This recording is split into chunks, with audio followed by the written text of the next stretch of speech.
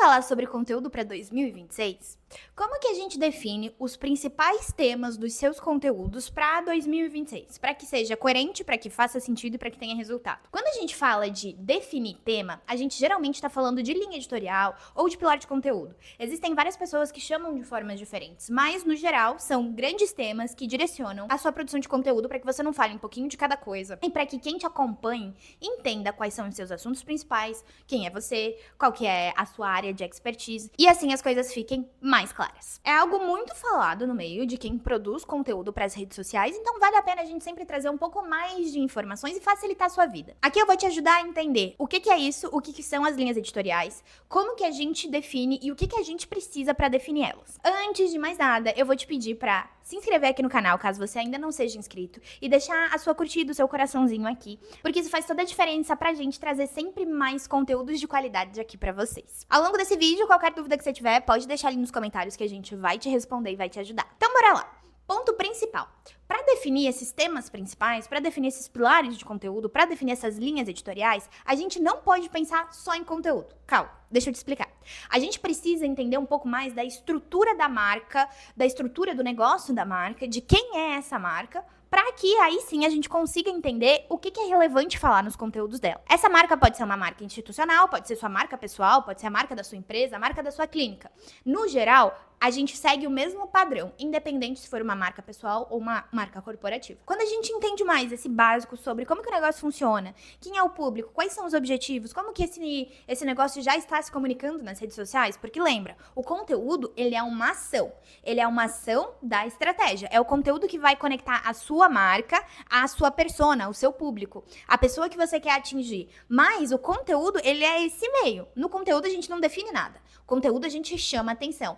E a definição são justamente esses outros aspectos que a gente precisa entender para fazer com que as coisas façam sentido. Aqui eu sempre defendo e sempre vou defender pra gente começar pela estratégia. Posicionamento no digital, mesmo que você esteja produzindo conteúdo com foco em produzir conteúdo, o posicionamento no digital começa pela estratégia, porque a estratégia vai direcionar. E se a gente não tem um direcionamento, o nosso conteúdo vai ficar assim, ó, falando um pouquinho sobre cada coisa, mesmo que a gente tenha esses temas bem definidos. Quais são os aspectos principais que a gente precisa entender para definir essas linhas editoriais, para definir esses grandes temas e para fazer com que o nosso conteúdo tenha mais sentido? Eu separei algumas aqui pra gente, para que a gente consiga seguir esse passo a passo. A partir do entendimento desses pontos, dá sim para criar linhas editoriais, grandes temas de conteúdo bem legais. O primeiro que eu quero que a gente pense é em promessa. O que a sua marca promete resolver para o seu público? Isso é importante a gente pensar. Quando a gente entende promessa, a gente pensa que a pessoa está no ponto A e vai para o ponto B. O que você resolve? Você resolve um problema estrutural, você vai lá e constrói uma casa,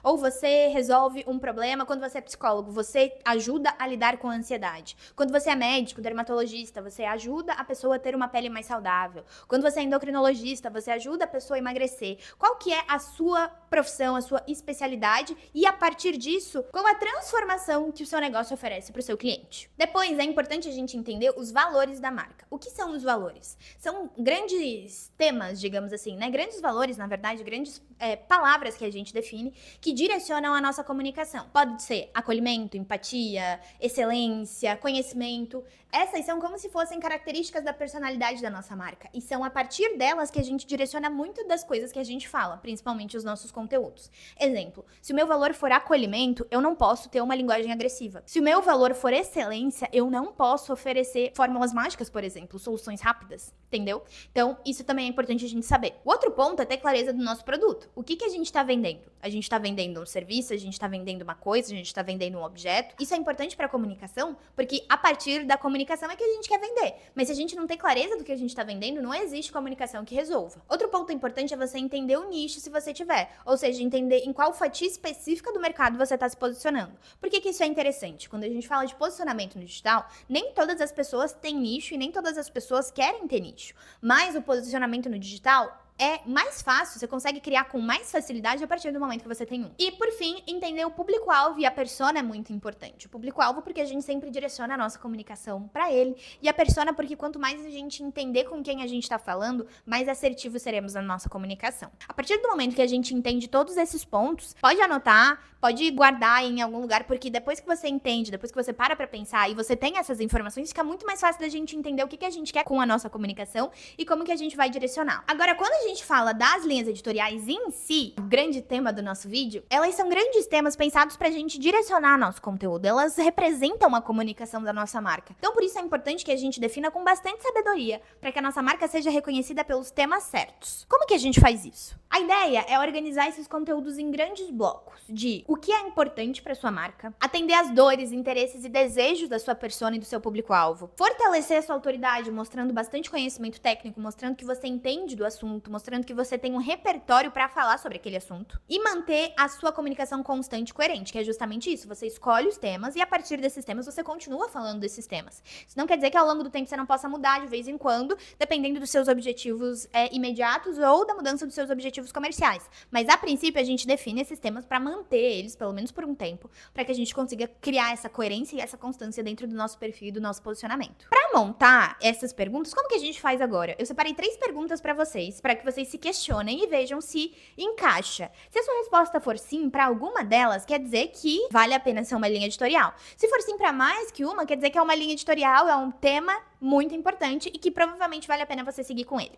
Lembra, de 3 a 5, não escolhe assuntos demais pra falar, e às vezes quando a gente escolhe assuntos de menos, a gente perde a oportunidade de trazer coisas interessantes. As perguntas são: esse tema é importante pra minha marca? Ele comunica algum valor, alguma crença? Ele é relevante pra minha persona? Conversa com algum problema que ela tá enfrentando, com algum desejo? Exemplo, recentemente eu desenvolvi uma estratégia de comunicação e posicionamento pra uma psicóloga. Eu abri aqui na minha tela e eu vou ler pra vocês um pouco mais do que eu fiz e de como que a gente coloca esses pequenos elementos em prática, tá? Então, quando a gente fala do que foi desenvolvido para ela, o que aconteceu?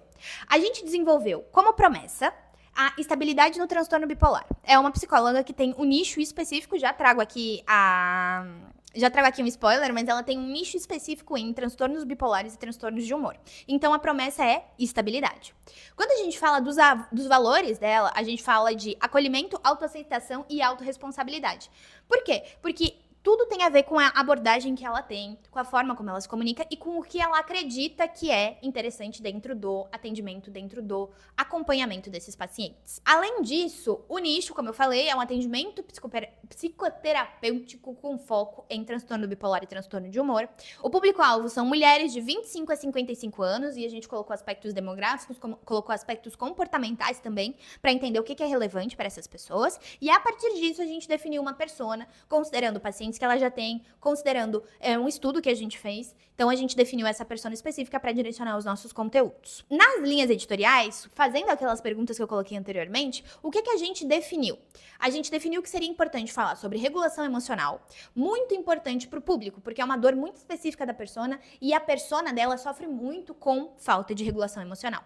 Além disso, a gente trouxe explicações sobre o que é TAB e o que é o transtorno de humor. TAB é o transtorno bipolar. E o que é o transtorno de humor. Por que isso é importante? Porque dentro desse nicho específico existe preconceito, existe falta de entendimento e até os próprios pacientes, eles não entendem muito bem. Então, cabe a nós explicar, trazendo também conhecimento técnico e trazendo também autoridade para ela no assunto, porque é uma pessoa que sabe muito e tá mostrando que sabe. Além disso, a gente escolheu falar sobre atendimento, então, explicando a abordagem dela, como funciona, quais são as crenças dela e como ela conduz esse processo terapêutico, além de, claro, feedbacks dos atendimentos que ela já tem. Isso tudo também é importante para construir autoridade e para mostrar para o paciente, para dar previsibilidade para o paciente, na verdade. Então, mostrar como que o atendimento vai ser direcionado, mostrar como que as coisas vão acontecer para que quando chegar na hora da terapia também não tenha nenhum ruído dentro dessa comunicação. Isso é muito importante, porque o que a pessoa encontra no Instagram, ela também vai encontrar a partir do momento que ela decide começar esse processo com essa psicóloga. Além disso, a outra linha editorial é sobre crenças e autorresponsabilidade.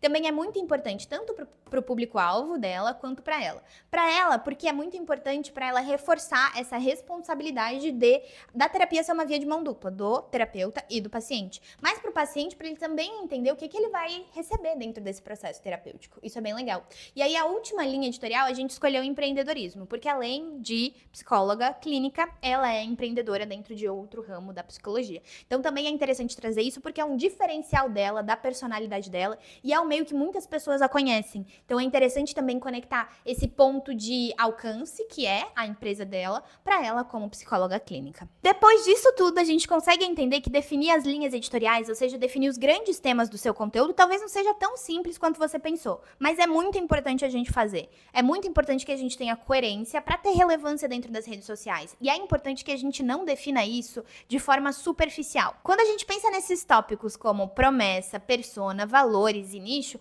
a gente consegue direcionar e trazer muito mais assertividade para o conteúdo que a gente vai produzir. E quando a gente investe tanto tempo e tanta energia nisso que é a produção de conteúdo, vale a pena a gente sempre começar com estratégia. De novo, se você ainda não se inscreveu no canal, eu vou te convidar a se inscrever, é muito, muito importante pra gente. A curtir esse vídeo e a deixar qualquer dúvida aqui nos comentários, tá bom? Até o próximo vídeo. Tchau, tchau!